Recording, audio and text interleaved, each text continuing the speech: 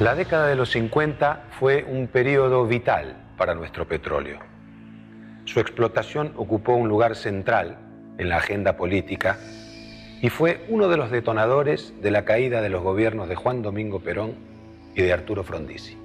Fueron los años de los contratos con las empresas extranjeras, las políticas desarrollistas y la llegada de las grandes automotrices.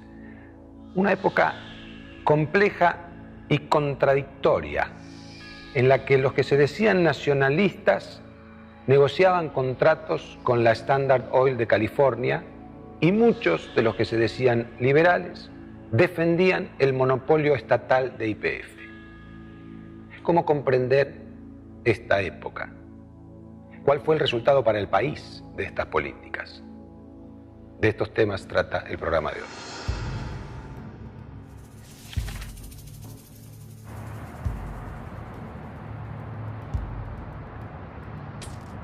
En 1952, Juan Domingo Perón iniciaba su segundo mandato presidencial. La economía argentina estaba en crisis y se necesitaba más petróleo del que se producía. En cuanto a reservas, el país estaba cubierto. El problema seguía siendo la falta de equipos y de personal en YPF que impedía aumentar el ritmo de perforación, extracción y exploración. El gobierno estaba ante una disyuntiva. Era necesario el autoabastecimiento, pero solo con YPF no alcanzaba. Entonces decidió dar un giro en su política petrolera. Luego de la nacionalización llevada a cabo en la década anterior, dio paso a una estrategia centrada en la inversión privada. Ante la ausencia de compañías nacionales, con una gran infraestructura, se decidió incorporar capital extranjero. La Constitución de 1949 imponía una serie de restricciones al ingreso de capitales para la explotación del petróleo. Se buscó una alternativa. El petróleo seguiría siendo de YPF, pero las compañías privadas se ocuparían de hallarlo y extraerlo.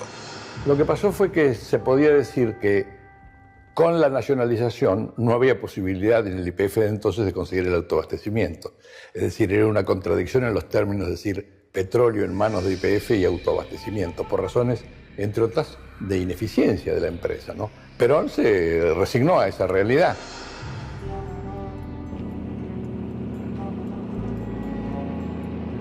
A mediados de 1953, Milton Eisenhower, hermano del presidente norteamericano, visitó Buenos Aires en misión oficial. Se terminaba así la tensión entre Estados Unidos y el gobierno peronista. Las negociaciones para la incorporación de capital estadounidense a la industria local se reactivaron, impulsadas por el propio Perón. Era necesario buscar el financiamiento, pero el gobierno argentino se encontró con una dificultad de las fuentes. El Banco Mundial, el Fondo Monetario en su política, el Banco Interamericano de Desarrollo no daban préstamos a las industrias petroleras estatales de América Latina. YPF, PEMEC, YPFB de Bolivia, jamás pudieron obtener créditos de estos organismos internacionales. Los obligaban a ir a la banca comercial, que conocemos como se movía la banca comercial con los intereses estratégicos de Estados Unidos. Claro, básicamente Perón baja la línea a su gobierno de que está, en general, de atraer inversiones externas, justamente porque la inversión externa, la compañía extranjera, traía los dólares también. Y en particular en el tema del petróleo, como el mismo Perón había impulsado, o el mismo peronismo en la Constitución reformada del 49, que el dominio absoluto del Estado del Estado federal y el monopolio estatal sobre las reservas, sobre el subsuelo, entonces se busca esta alternativa de, al no poder dar concesiones a los petroleros privados extranjeros, de hacerlo, de incorporar ese capital privado a través de contratos con YPF. Este cambio en materia petrolera creó inquietud tanto en la oposición como dentro del peronismo. El discurso oficial buscó instalar el tema del autoabastecimiento como una prioridad nacional, ya sea por medios públicos o privados. se sancionó una nueva ley de erradicación de inversiones. Si las empresas extranjeras querían operar en el país, sus propuestas debían ser aprobadas por una comisión creada especialmente. Las ofertas se multiplicaron. Mientras tanto, se buscaba que el ingreso del capital privado fuera controlado por YPF. El objetivo era duplicar la producción petrolera en el corto plazo y llegar a un nivel de 30 millones de metros cúbicos en 1970. A mediados de 1954 comenzaron las negociaciones. La estrategia era concentrar los recursos de YPF en el desarrollo inmediato de los yacimientos de la provincia de Salta para lograr un aumento de la producción en el corto plazo. Se esperaba que las privadas exploraran nuevas áreas. Sin embargo, a las grandes petroleras no les interesaba la exploración. Por el contrario, querían derechos sobre las zonas en las que YPF ya hubiese encontrado petróleo. Después de una serie de intentos de crear una empresa de capitales mixtos llamada Petroargentina, en marzo de 1955, se hizo público que el gobierno peronista estaba negociando un contrato con la Standard Oil de California. Esta sería una de las grandes controversias de la última época del gobierno peronista.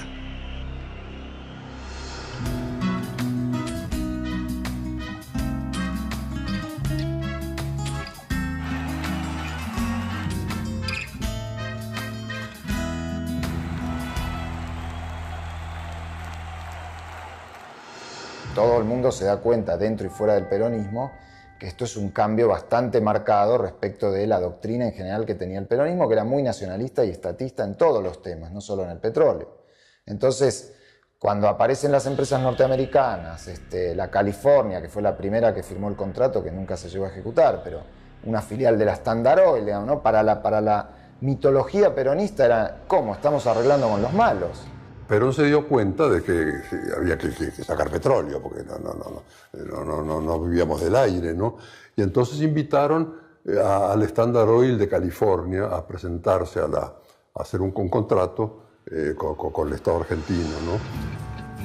El contrato con la Standard Oil de California se firmó el 25 de abril de 1955. Perón suscribió el decreto de aprobación y envió el proyecto al Congreso para su ratificación legislativa. El contrato otorgaba derechos exclusivos de exploración y producción en una extensa área de 49.800 kilómetros cuadrados en Santa Cruz durante un plazo de 40 años. La compañía, a su vez, se comprometía a invertir en exploración durante los primeros 4 años. Luego, de acuerdo con los resultados obtenidos, podía decidir si continuaba o no. En tanto no se alcanzara el autoabastecimiento petrolero, el crudo extraído debía ser entregado a YPF o a una refinería propia que podía construir la California. Los precios de venta se fijaban en relación a la cotización de crudos similares en el mercado norteamericano. El Estado y la empresa se repartirían la ganancia de la operación en partes iguales.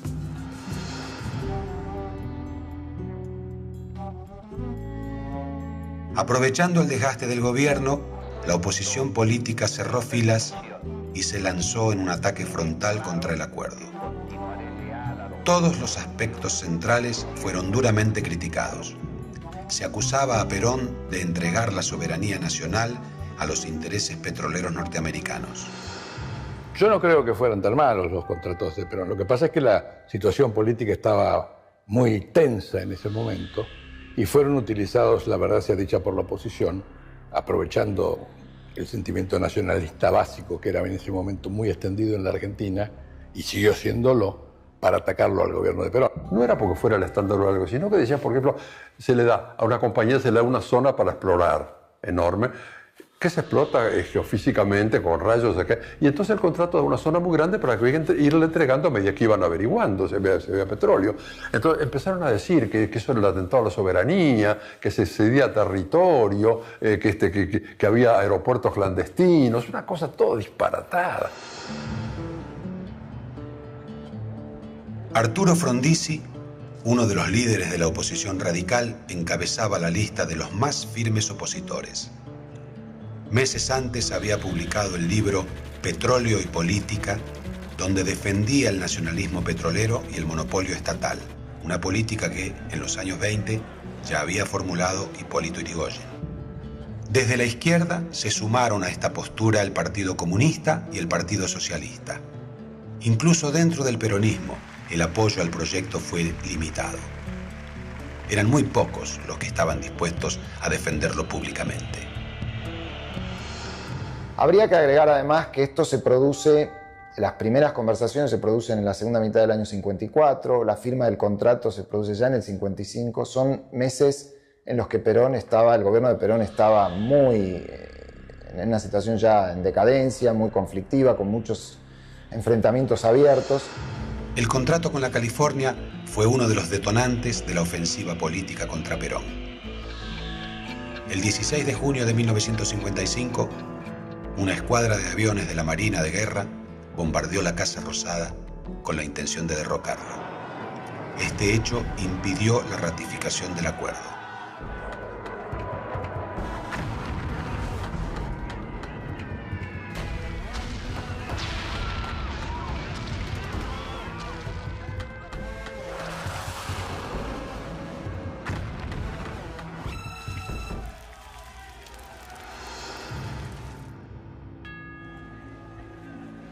En los días posteriores al bombardeo, el peronismo hizo un llamado a la pacificación nacional.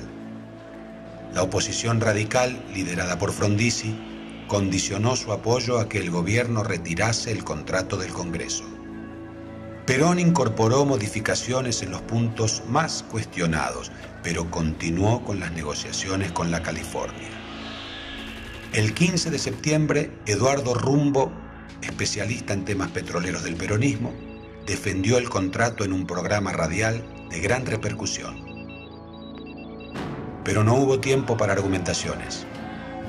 Al día siguiente, el general Eduardo Lonardi iniciaba en Córdoba el levantamiento armado que terminaría por derrocar a Perón. La ansiedad sale a la calle y se especifican las pizarras. Córdoba ha empuñado las armas.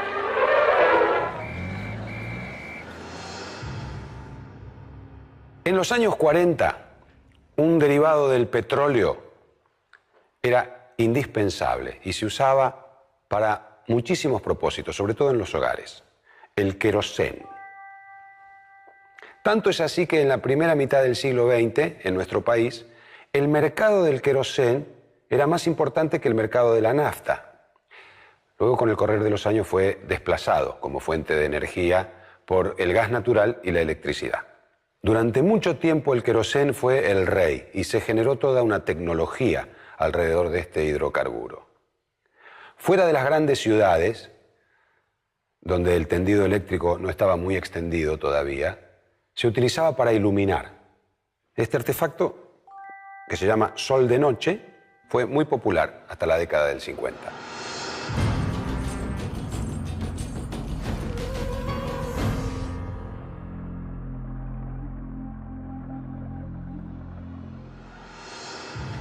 Hasta principios de los años 50, cuando solo había gas en las grandes ciudades, nuestras abuelas cocinaban en aparatos como este, cocina a querosén, que eran muy eficientes, aunque despedían un poco de olor muy fuerte. Las heladeras también funcionaban a querosén.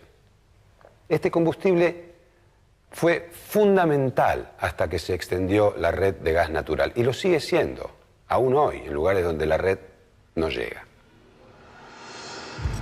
Lonardi duró apenas 2 meses en la presidencia. Debilitado por problemas de salud y por los embates del antiperonismo más visceral que no compartía su política de ni vencedores ni vencidos, fue reemplazado por el general Pedro Eugenio Aramburu. Mientras tanto, la economía argentina sufría 2 graves problemas: el estrangulamiento externo y la inflación.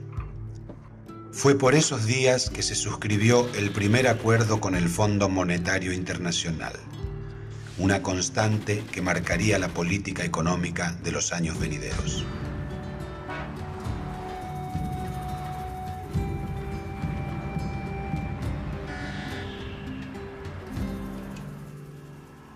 Al frente de YPF fue designado el general Alfredo Insaurragad, quien ya había ocupado ese cargo durante el final del gobierno militar del presidente Farrell.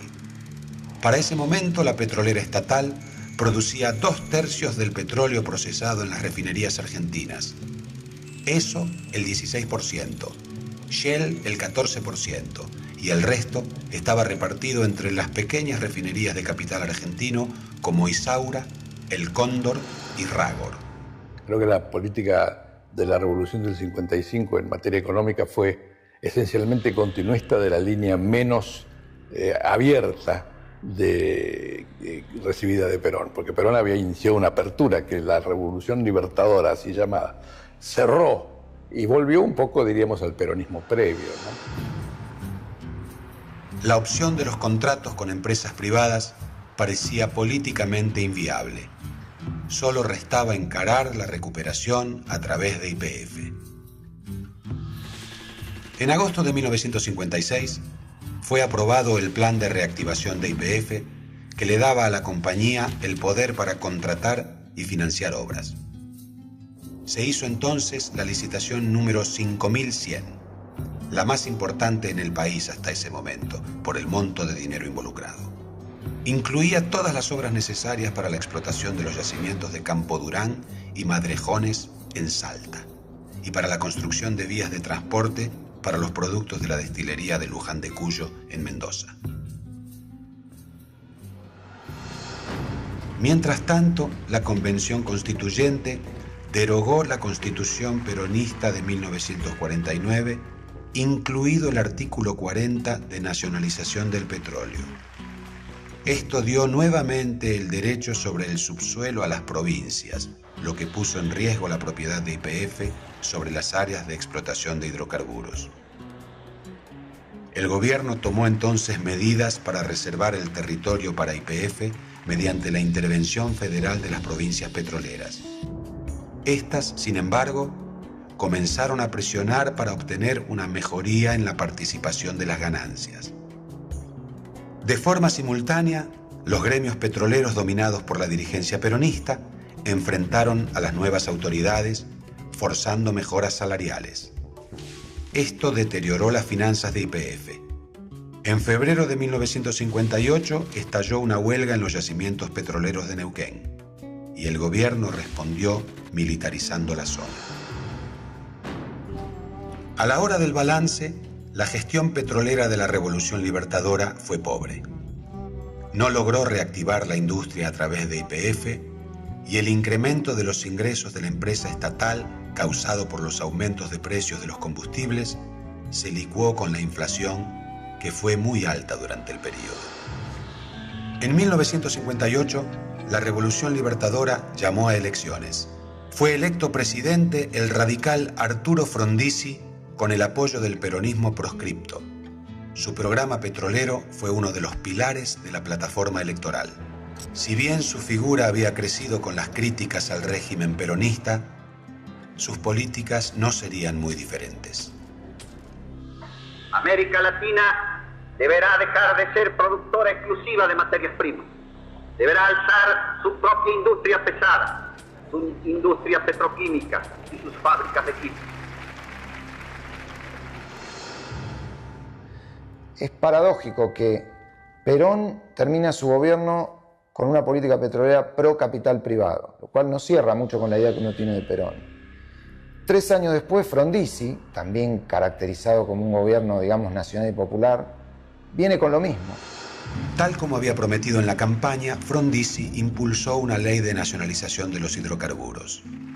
Sin embargo, en la práctica puso en marcha un programa de incorporación masiva de empresas privadas nacionales y extranjeras a la industria local a través de contratos de servicios. Se buscaba nuevamente el autoabastecimiento con el aporte del capital privado. Frondizi hizo 2 cosas importantes en materia de petróleo. Primeramente, se dictó una ley que establecía que la propiedad del petróleo, de los yacimientos de petróleo era nacional, del Estado nacional, con lo cual separaba el debate de la posibilidad de las propiedades provinciales. Una cuestión discutida y discutible, por otra parte. Entonces, ese fue el primer paso. A partir del segundo paso fue que los contratos que se hicieran no importaran concesiones. Así que eran todos contratos de servicios. La estrategia era similar a la usada por el peronismo unos años antes. Parte de los contratos asignaron áreas en las que no había antecedentes de presencia de hidrocarburos, por lo que las compañías se concentraron en la exploración. Otra serie de contratos adjudicaron las áreas en las que YPF ya había encontrado petróleo y gas para aumentar la producción en forma inmediata.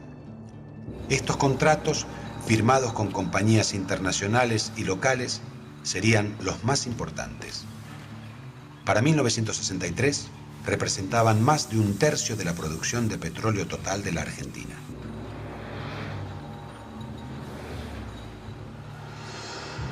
Se diferenciaban muchísimo en el sentido que eran mucho más chicos cada uno. El de la Cafiero era un contrato total en una zona muy grande de la COI. En este eran contratos chicos sobre cosas más o menos probadas, ¿no?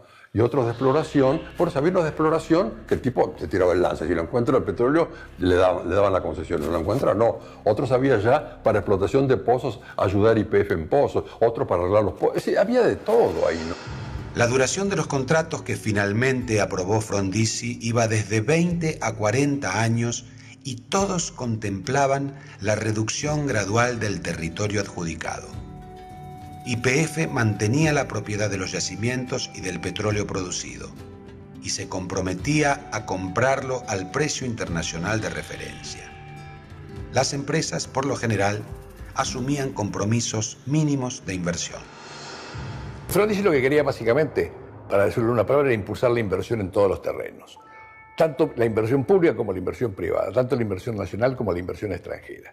Y había que tener, digamos, un punto de partida que fuera eficaz desde el punto de vista de las cantidades y desde el punto de vista de los efectos.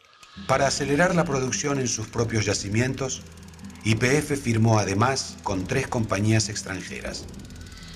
Los contratos preveían la perforación de 2.100 pozos en la zona de Comodoro Rivadavia. La estrategia produjo un aumento inmediato de la actividad. En 1960 había 102 equipos de perforación en Argentina, cifra solo superada por Canadá y por Estados Unidos. La producción aumentó de 5.6 millones de metros cúbicos en 1958 a 15.6 millones en 1962. Por primera vez, la meta histórica del autoabastecimiento se había alcanzado. Pero estos éxitos no fueron suficientes. La oposición y los sindicatos se opusieron a la política de contratos directos sin licitación, y Frondizi fue acusado de traicionar sus promesas de campaña. En marzo de 1962, el gobierno fue derrocado por un nuevo golpe militar. A partir de entonces, la historia del petróleo argentino tomaría un sinuoso camino signado por el deterioro de YPF y por un predominio ascendente del capital privado.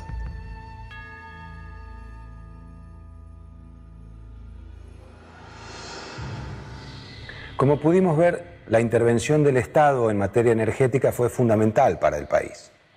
La construcción de gasoductos, el tendido de la red de distribución eléctrica, generaron cambios profundos en la población, en el desarrollo de la industria, en materia de combustibles.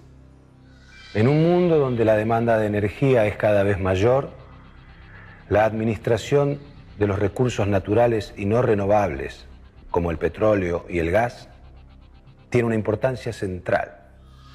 Aprovechar adecuadamente estos recursos es el gran desafío que tenemos para los próximos años. Hasta la próxima.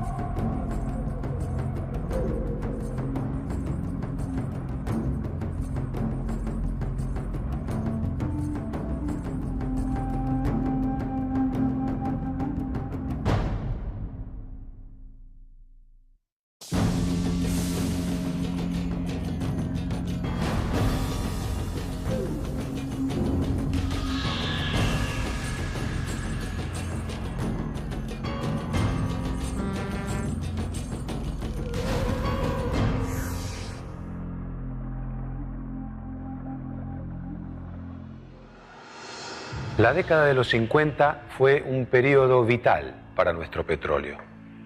Su explotación ocupó un lugar central en la agenda política y fue uno de los detonadores de la caída de los gobiernos de Juan Domingo Perón y de Arturo Frondizi. Fueron los años de los contratos con las empresas extranjeras.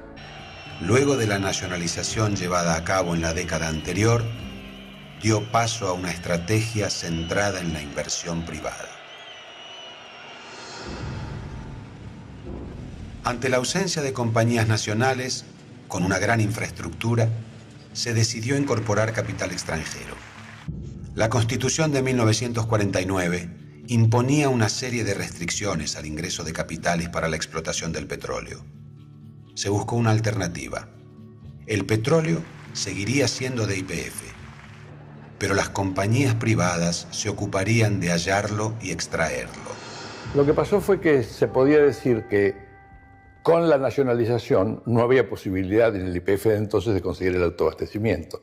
Es decir, era una contradicción en los términos de decir petróleo en manos de YPF y autoabastecimiento, por razones, entre otras, de ineficiencia de la empresa, ¿no? Perón se resignó a esa realidad.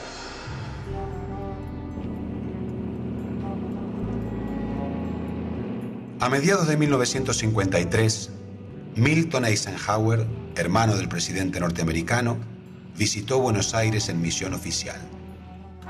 Se terminaba así la tensión entre Estados Unidos y el gobierno peronista. Las negociaciones para la incorporación de capital estadounidense a la industria local. En 1952, Juan Domingo Perón iniciaba su segundo mandato presidencial. La economía argentina estaba en crisis y se necesitaba más petróleo del que se producía. En cuanto a reservas, el país estaba cubierto. El problema seguía siendo la falta de equipos y de personal en YPF que impedía aumentar el ritmo de perforación, extracción y exploración. El gobierno estaba ante una disyuntiva. Era necesario el autoabastecimiento, pero solo con YPF no alcanzaba. Entonces decidió dar un giro en su política petrolera. Las políticas desarrollistas y la llegada de las grandes automotrices.